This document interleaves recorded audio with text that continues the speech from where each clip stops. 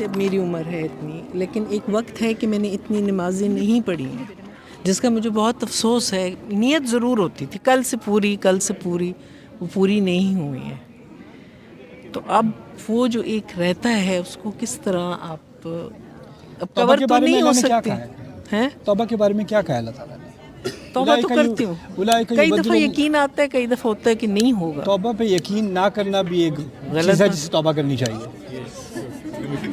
میں کہتی ہوں اللہ کہے گا بہت ہی آسان لے لیا نا آپ نے.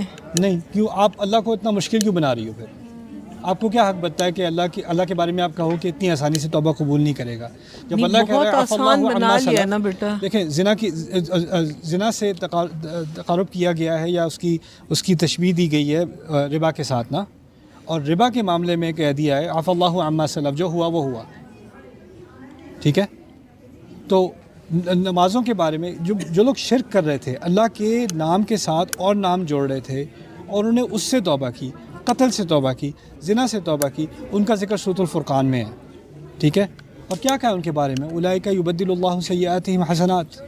وہ ایسے لوگ ہیں جن کے گناہوں کو اللہ تعالیٰ صرف معاف نہیں کرے گا، ان کے گناہوں کو اچھائیوں میں بدل دے گا. اللہ تعالیٰ کی رحمت اتنی بڑی ہے، یقیناً اتنی زیادہ ہے، اسی پہ تو چلتے رہے نا. اسی لیے توبہ پر شک نہیں کرنا چاہیے. صحیح. اور توبہ پہ شک کرنا اللہ کے ساتھ بدگمانی ہوتی ہے، نہ کریں.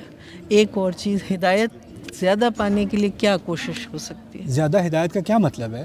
مطلب صحیح ہدایت پانے کے لیے دل سے، جیسے دل مڑے نا، نماز کے لیے دل کھینچے، اس کے لیے دل کھینچے. اس سوال کے پیچھے نا میرے نزدیک ایک انگزائٹی ہوتی ہے کہ جو میں کر رہا ہوں یا کر رہی ہوں وہ کافی نہیں ہے. جی ایسا. اور میں جو ہوں وہ ہر طریقے سے ناقص ہوں.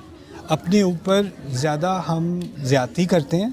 اللہ تعالیٰ کی فرما برداری جو کر رہا ہے نا، اللہ تعالیٰ کے احکام کو مان رہا ہے، تو اللہ تعالیٰ کہہ رہے ہیں لا یلدکم من اعمالکم شیئا، تمہارے اعمال میں سے کچھ بھی نہیں لے گا وہ.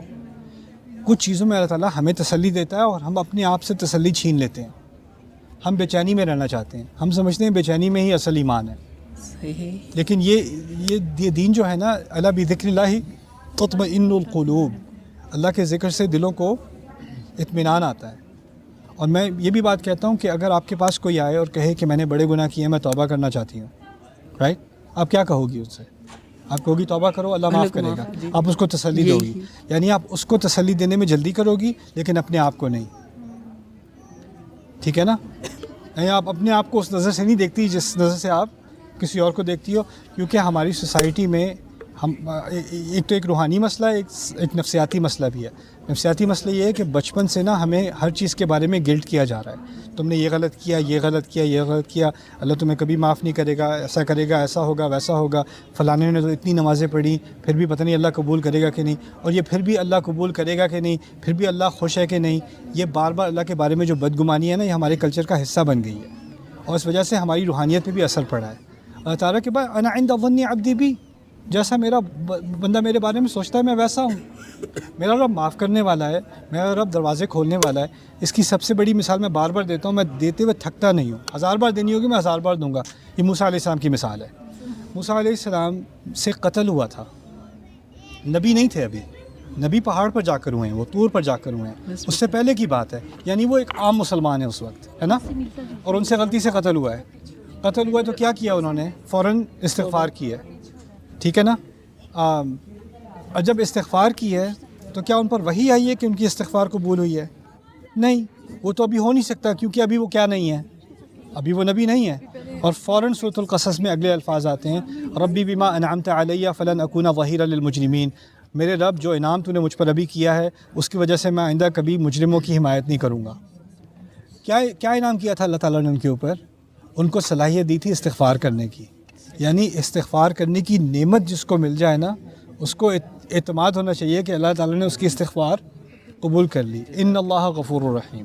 رائٹ. ایک چیز کل آپ اور کہہ رہے تھے کہ میں نے انسان پہ بہت بوجھ ڈالا ہے، آپ کسی کو سمجھا رہے ہیں. ذمہ داری کی بات ہو رہی ہے. ذمہ داری، جی. اور بوجھ سے مراد یہ ہے کہ انسان کو کبھی بھی ایسا نہیں بیٹھ کے کہہ سکتا اب مجھے کسی چیز کی فکر نہیں ہے.